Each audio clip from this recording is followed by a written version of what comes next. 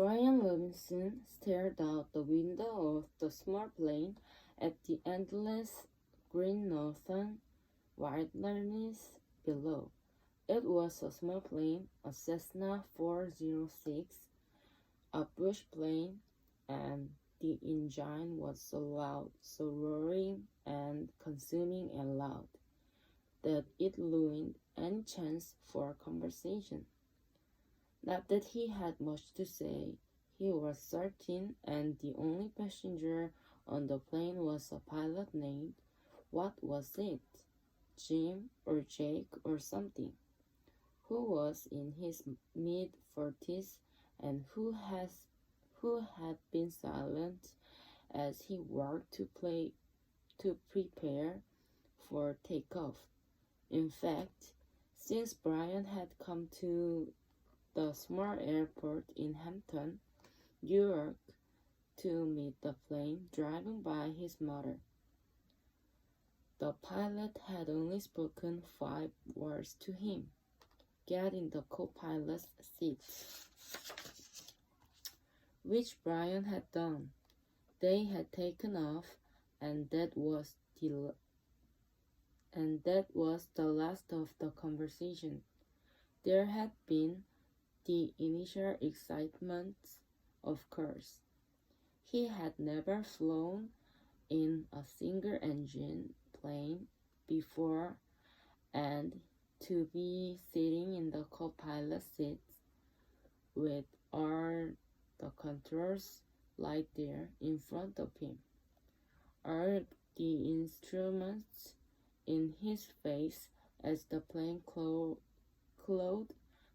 for altitude, jerking and sliding on the wind currents as the pilot took off, had been interesting and exciting.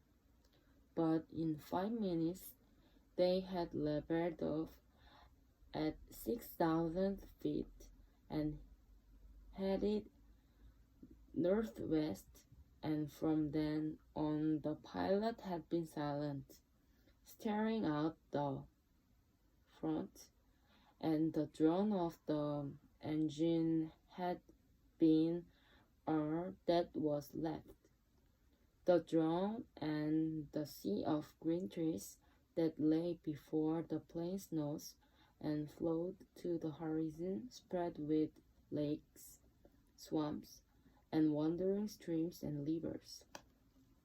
Now Brian sat, looking out the window with the Lord thundering through his ears, and tried to catalog what had led up to his taking this flight. The thinking stared. Always it started with a single word: divorce. It was an ugly word, he thought. A tearing, ugly word that means fights and yelling, lawyers, God. He thought how he hated lawyers who sat with his comfortable smiles and tried to explain to him in legal terms how what that he lived in was coming apart, and the breaking and shattering of all the solid things: his home, his life, and the solid things: divorce. A breaking word, an ugly breaking word: divorce.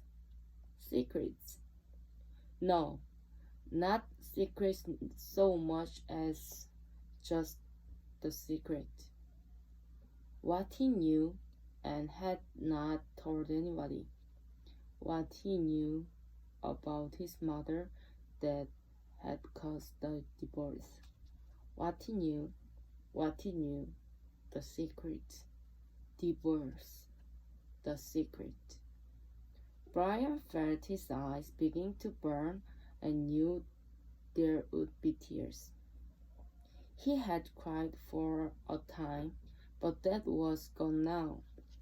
He didn't cry now. Instead, his eyes burned and tears came. The seeping tears that burned, but he didn't cry. He wiped his eyes with a finger and looked at the pilot out of the corner of his eye to make sure he hadn't noticed the burning and tears. The pilot sat large, his hands lightly on the wheel, feet on the rudder pedals. He seemed more a machine than a man, an extension